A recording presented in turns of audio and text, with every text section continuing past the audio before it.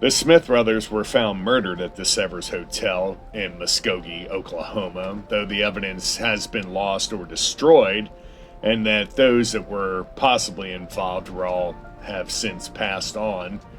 The double murders of the Smith brothers that took place in room 819 at the Severs Hotel remains cloudy and mystery and speculation. Around 8:30 on April 26, 1930, hotel staff were called to room 819 by a frantic guest claiming his friends had been robbed in their room. Upon entering the room, the staff saw a gruesome scene. George and David Smith were lying dead on the floor, while a third man, John Wilk, was bound around his hands and feet. Wilk also had a giant red welt across his face. The man who had called the hotel operator was Pal Seeley, the third richest man in all of Connecticut.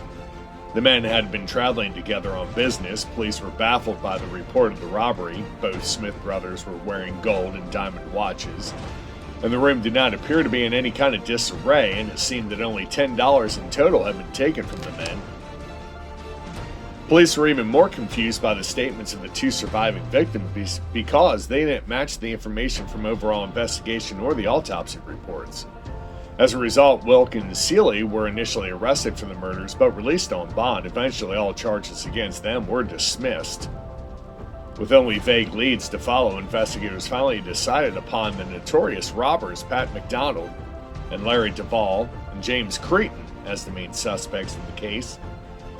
Though each man admitted to being in or around the hotel at the time of the murders, and each was positively identified by hotel staff, there was never enough evidence to put any of them on trial, and the case still remains unsolved, and the hotel is still standing.